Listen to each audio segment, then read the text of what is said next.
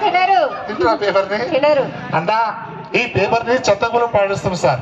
మనకి ఏం పని చేయవు ఈ కాగితాల ముక్కలన్నీ ఇందులో ఉన్నాయి ఈ పేపర్ అంతా ఏం చేయాలి నువ్వు తినేసేయాలి అబ్బో పేపర్ తినేయాలి